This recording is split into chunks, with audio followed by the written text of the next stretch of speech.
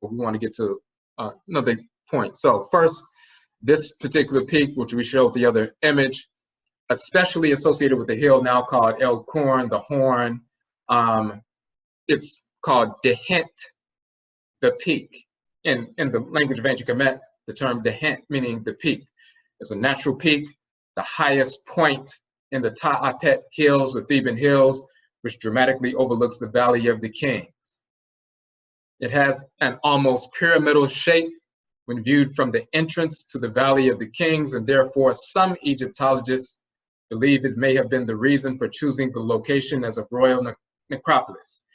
As we will show, biologically, there's a reason why she's called Dehent Amentet, or the peak of the West. It's not just about it was dramatically placed near the Valley of the Kings, and it was a good place to, have her as a shrine.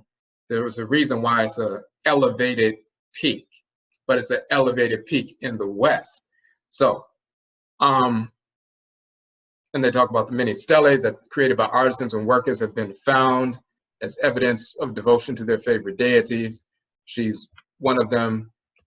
We're going to read from the stela of Nefer Abu as they talk about here.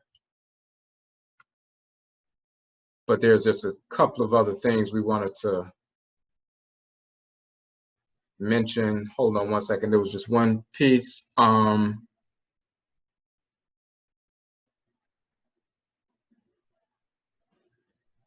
So when they're talking about the stela of Nefer Abu, we'll read that a little bit later, but she has the capacity as a fire-spitting cobra, poisoning people with her bite. She was also considered generous in forgiving those who repented to her. They mistranslate that whole notion of forgiveness and so forth. So as a fire-spitting cobra, she was known to punish those who engaged in disorder. She could punish by causing blindness, also that fire-spitting cobra by poisoning, but then also she had the capacity to heal. She governed the gateway of the ancestral realm, Dehent Amentet, the peak of the West. So let's go to our document here. Now, the West Amentet is the gateway to the ancestral realm, the land of the setting sun. Just like the East is the, opening to the, physical world when the sun rises and shines across the landscape. When the sun sets, it goes into the underworld for quote unquote 12 hours of the night and so forth. So let's look at the peak first and foremost. She governs the epiglottis. The epiglottis, as seen from the front, like this, if somebody opens their mouth, as you see right here, this is the epiglottis from the front. This is different images from the epiglottis from the side. If you look at the epiglottis from the side as well as the front, just the organ itself, it has the form of a hooded cobra. And then when you look at the front, it's the cobra bent forward and so forth. It's a hooded cobra. Now, when you look from the front, and this is a very close-up picture, but right at the base of the tongue and so forth, there's a little peak that rises up, and that's the little peak, the little cobra bent forward. Right at the base or the gateway to the esophagus. Here's the peak on Earth. The Dehent Amentet, or the peak of the West. And then you have the peak inside the body. It's the gate, the West is the gateway to the ancestral realm or the underworld. The peak here is the epiglottis. It's the little serpent, the cobra, the hooded cobra, which is governs the gateway to the underworld. When you swallow food, it's outside, then it goes inside, and it goes down inside your system, and now it's in the underworld, moving through the underworld. So that's the great cobra serpent governing the gateway to the quote-unquote underworld. But what is the function of the epiglottis?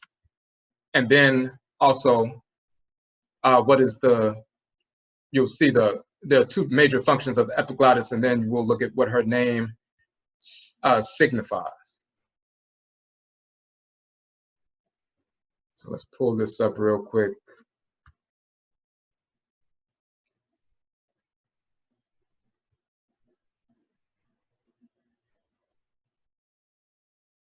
All right.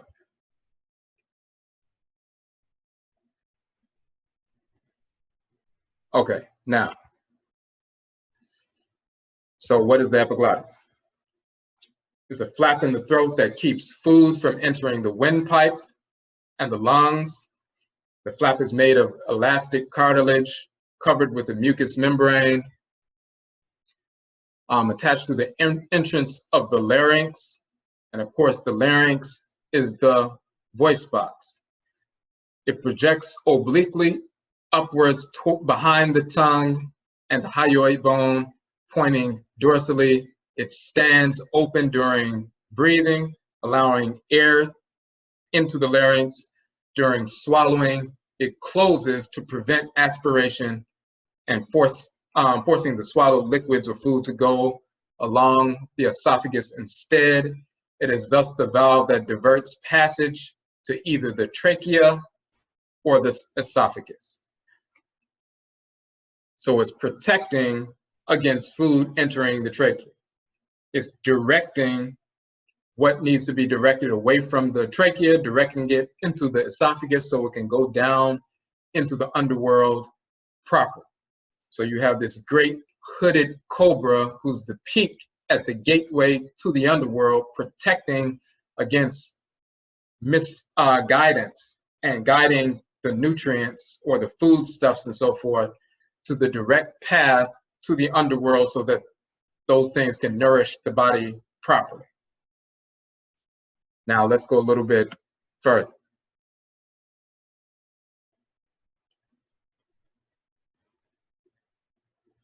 Okay, so the function. Epiglottis is normally pointed upward during breathing. Its underside functioning as part of the pharynx. During swallowing, elevation of the hyoid bone draws the larynx upward. As a result, the epiglottis folds down to a more horizontal position with the superior side functioning as part of the pharynx. In this manner, the epiglottis prevents food from going into the trachea and instead directs it to the esophagus, which is behind it. So when you're talking about, for example, Meret Segert, protecting, the gateway of the, the Western region, the land of the deceased. When the body is buried in the West and so forth, the spirit separates from the body. Now you have ancestral spirits. Some of them, if you live in harmony, just in general harmony with divine order, just basically, not necessarily highly spiritually cultivated, but just in general harmonious, then you're going to make your journey to the ancestral community and dwell with the ancestral community. And you'll dwell with the ancestral community for the next 100, 150, 160 years until it's time for you to reincarnate. But if you don't, like we talked about last night with regard to Akua, if you do not, if you weren't living in harmony with divine order, or whether you were engaged in criminality, or if you were just someone who was kind of self-destructive, weren't doing what you needed to do, still controlled by anxiety, vice, and things like that, and you make your transition and you're still controlled by those things, you don't have that spiritual capacity as of yet because you haven't fully developed yourself and haven't been on that track of cultivation. You don't have that capacity yet to make that smooth transition to the ancestral community, so you get caught up. Some people become earth-bound, the earth-bound spirit. That means they are residing in the place where they died or were murdered, or residing in areas where they used to frequent when they were still physically living on earth and so forth, attaching themselves to individuals who are still living, that they still have a connection to, whether it's a lustful connection or emotional, sentimental connection, because they don't want to let go and so forth. They feel like they shouldn't have transitioned at the time that they did, or that person is a little disordered as well, so it's a codependent relationship. They're latching on to the individual. So you have people who are earthbound, just hanging around, depressed, anxious, and so forth. Just like they were depressed and anxious when they were alive and had that heavy energy around them all the time. When they make their transition, they don't have a physical body, but they're still hanging around, and they're suffering as well. They're still, you know, bound in that fashion. So they're repulsed or repelled to a certain extent from the ancestral community based on their own operation and action and the way they are functioning.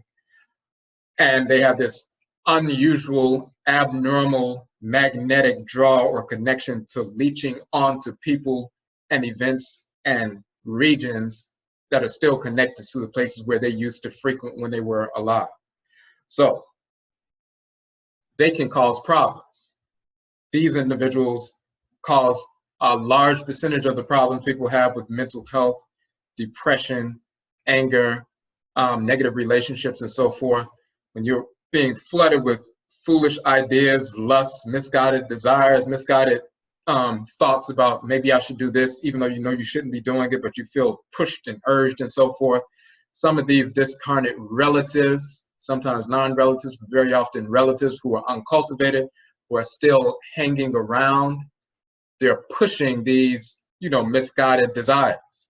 You have this overwhelming urge to engage in, whether it's something major, self-destructive like drug use and so forth, or if it's something less major like just being lustful and promiscuous, or something major like having a, you know, strong desire to go and rob somebody or something like that, or, you know, attack somebody, shoot somebody, these different things. Someone gets shot, they died from being shot, then, you know, they provoke you to go after the gang that, you know, killed you. So you transition, you die from gunshot wounds and so forth. You're hanging around the corner where you were gunned down, where your blood soaked the street and so forth. And when your friends or people who are connected to you were in the same gang, then you know, encourage them, you project that energy on them, and they have this overwhelming urge.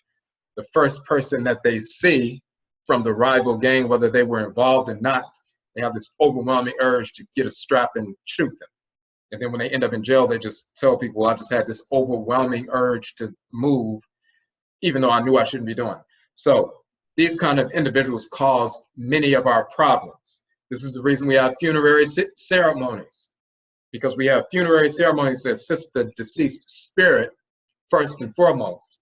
Yes, the family comes together to grieve and all of that, but it's to assist that spirit who just left the body to make their smooth transition to the ancestral realm, so they don't hang around here causing problems for themselves and the people who are still living. So, but if you don't have that, then it's a problem. You have a backlog of a bunch of spirits hanging around, causing all kinds of anxiety and problems and anger and, you know, self-destructive behaviors and so forth. She is the guardian of the gateway to the ancestral realm. She regulates the direction of where these spirits are going.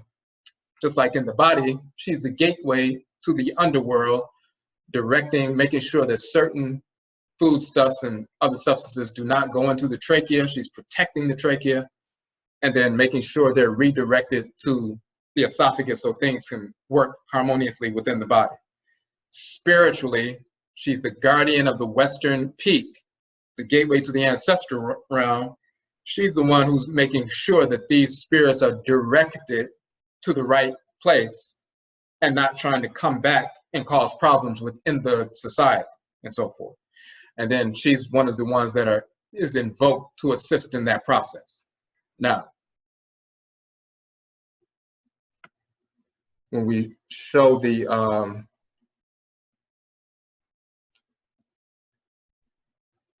now before we show the other piece with regard, well, no, let me show this right now.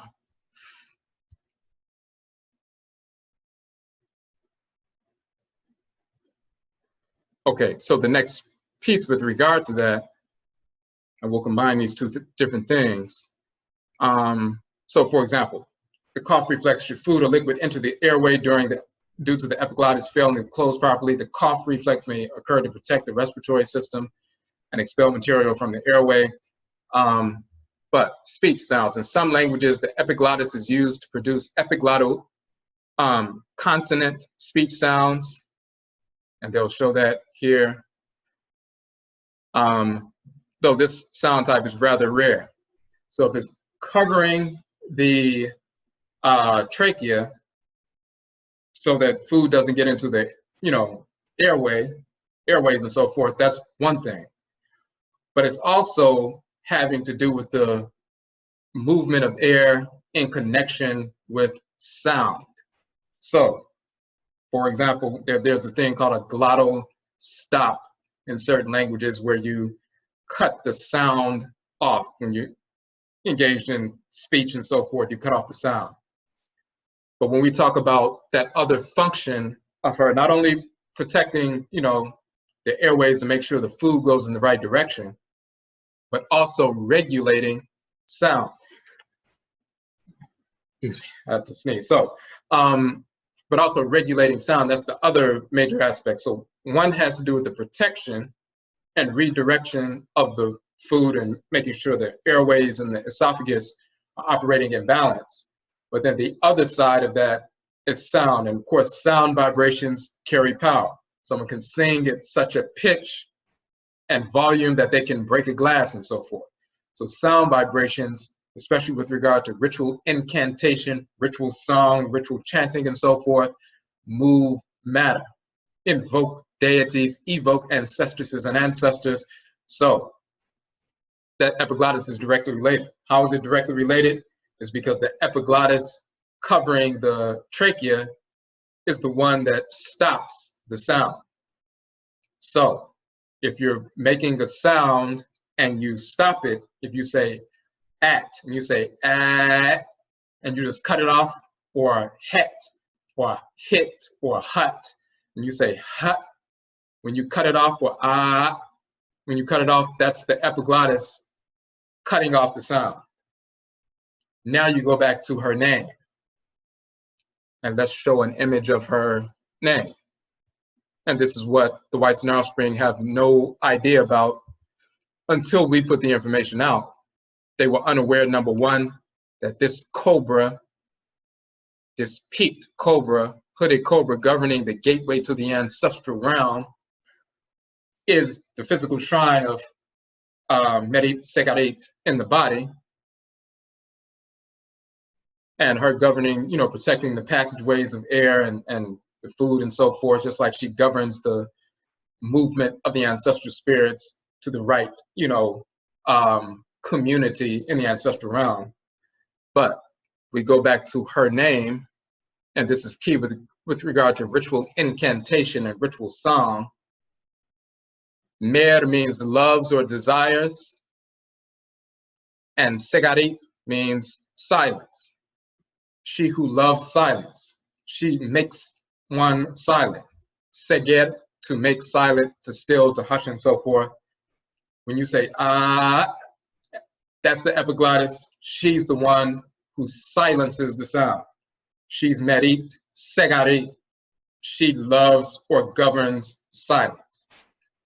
The entity within the physical body that governs silence or loves silence and shuts off the sound, that flap that covers the trachea, is Meret Segert, the sacred cobra, the one that governs the sacred peak in the west, meaning the gateway to the ancestral realm, the one that navigates and regulates the two different highways of the trachea and the esophagus to make sure entities go in the right direction after they go into the west, in the land of the setting sun, into the quote unquote underworld. That's one aspect of her function.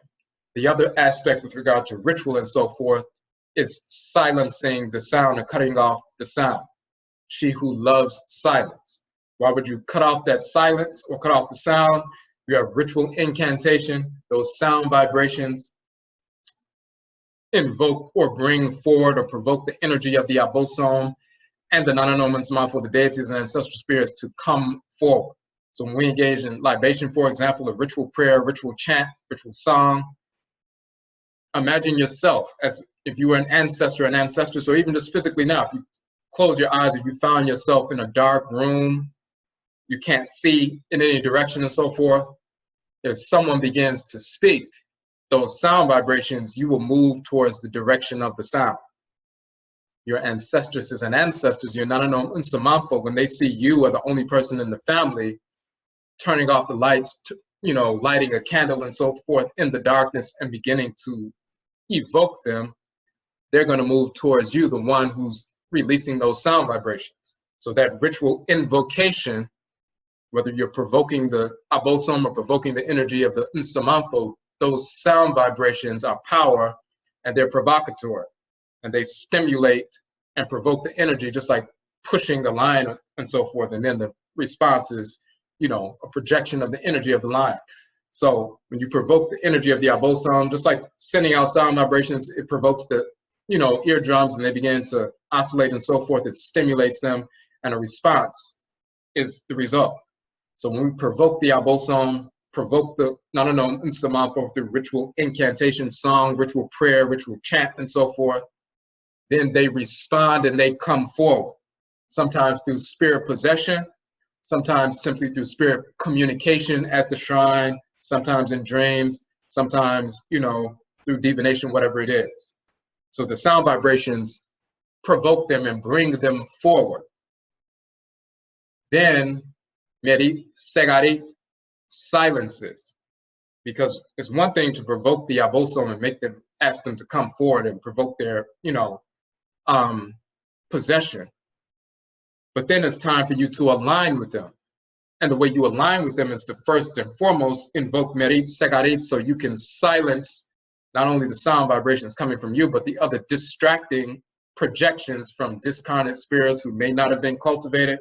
We're trying to direct you in different ways, trying to get you to pray to Jesus and all this other nonsense, or foolish ideas, or whatever it is, to repel them, to silence them. You silence yourself internally so you can be in alignment and be receptive, but you also must silence the external distractions, even silencing internally false conditionings that you've had ever since you were a child. And every time a certain situation comes up, you automatically respond and have a certain kind of emotional reaction based on how you believe you should be reacting and how you should feel when the certain person does this or does that. You have to silence those ritually. You're not suppressing them, you're silencing them, not giving them power or control. To be silent, but also, it also says to be still. To still that, to silence that, to hush that, so you can hear from the abosom, okay, what's the real way to get in harmony when certain events happen? I've been responding this way and it's been self-destructive. What's the best way for me to respond? You have to silence the internal conditionings. You have to silence the disorder that you may have picked up from imitating other individuals. Silence the external projections coming from discarnate relatives and non-relatives, and so forth. So first you invoke, that's through ritual song, sound vibrations, projections. Once the abosom and Nsamanfo come forward, then you invoke Meret Segert, not only to silence your own sound through the epiglottis, but to also consider, when she says, she who loves silence. For those people who engaged in Susu Hon, which is the Akan term for meditation, Susu means to reflect, Ehon means self, so Susu Hon means to reflect upon the self. That's the term for meditation. Susu also means to study or to learn. So Susu Ho means to reflect upon the self internally to learn. But it's talking about ritual invocation. So if you've engaged the meditation process and then you notice something, once you get silent, then it's sometimes difficult because your mind starts to wander and you start thinking about a number of different things and you can't seem to focus.